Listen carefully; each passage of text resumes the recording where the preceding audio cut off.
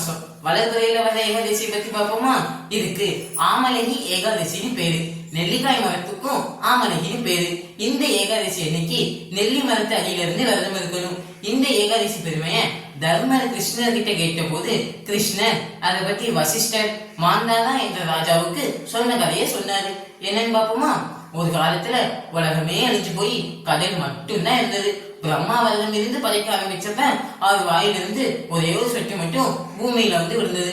அது பெரிய மரமாகி கிளைகளோட ரொம்ப காய்களோடவும் வளர்ந்து வந்தது. இதுதான் பூமியில வளர்ந்த முதல் மரம்.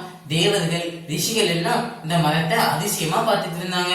அப்போ ஆகாஷ்ல இருந்து மகாவிஷ்ணு இதுதான் ஆமலகி மரம், இது எனக்கு ரொம்ப பிடிச்சது, இதுல எல்லா தெய்வங்களும் இருக்கிறாங்க. இந்த மரத்துக்கு அடியில இருந்து பங்குனி மாசம் வளர்பிறையில விரதம் இருக்கணும். சாப்பிடாம தூங்காம என்னையே நினைச்சு பாடி அர்ச்சனை செய்யணும். துவாதசி அன்னைக்கு காத்தால குளிச்சுட்டு இந்த மரத்தை 108 முறை அல்லது 28 முறை என் பேரை சொல்லி சுத்தி வரணும். எனக்கு பூஜை செய்து பிரசாதம் வைக்கணும். தண்ணீரையும் பூமியையும் வழிபடணும். இப்படி செய்தா 1000 பசுதானம் செய்த புண்ணியம் கிடைக்கும். அது மட்டும் இல்லாம விஷ்ணு லோகத்தையே நாம் அடையலாம். சரி, இப்ப கதை பார்ப்போமா.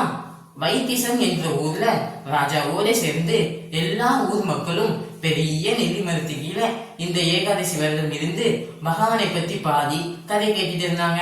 அப்ப வந்த வேடன் அங்கு பசியோடு வந்து இவர்களோட உட்கார்ந்து ராத்திரி முழுவதும் இவனுக்கே தெரியாம இந்த விரதம் இருந்தான்.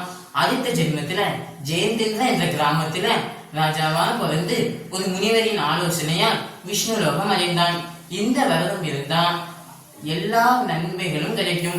அது மட்டும் இல்லாம 1000 கோதானம் செய்த பால் புண்ணியம் கிடைக்கும். விஷ்ணு லோகத்தையும் நாம் அடையலாம். நாமளும் இந்த ஏகாதசி விரதம் இருந்து பயன்பெறுவோமா.